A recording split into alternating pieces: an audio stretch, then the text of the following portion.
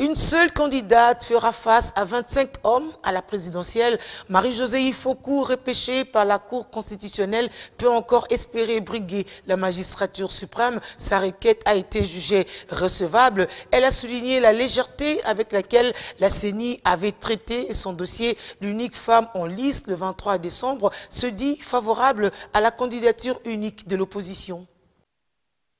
Unique femme dans la course pour le fauteuil présidentiel, Marie-Josée Ifokou brise le silence après l'arrêt de la Cour constitutionnelle. Celle-ci la réhabilite dans ses droits d'éligibilité comme candidate à la présidentielle du 23 décembre, après la non-recevabilité de son dossier par la Commission électorale nationale indépendante.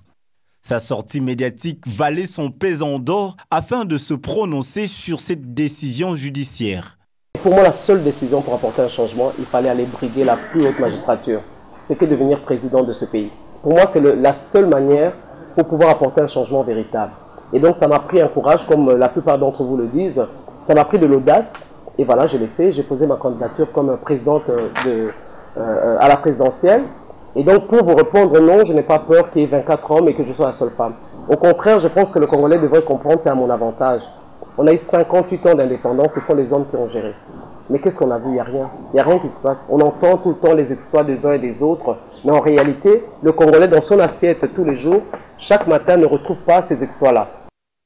Elle reste convaincue que la CENI doit revêtir sa crédibilité, surtout à quelques mois de la tenue des scrutins, en vue d'un atterrissage en douceur de ce processus. J'étais choquée et surprise de voir comment mon dossier a été traité avec autant de légèreté. Ça décrédibilise la CENI.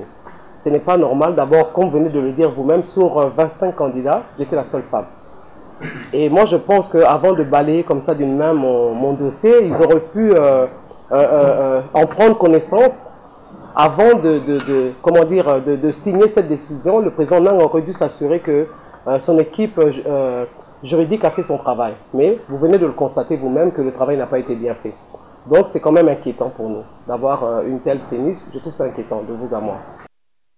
Autre conviction mise en évidence, elle fait prévaloir son profit et son projet de société à proposer aux électeurs congolais pour booster les choses afin de rehausser la voix de la femme congolaise dans la gestion de la chose publique une fois élue pour le futur quinquennat.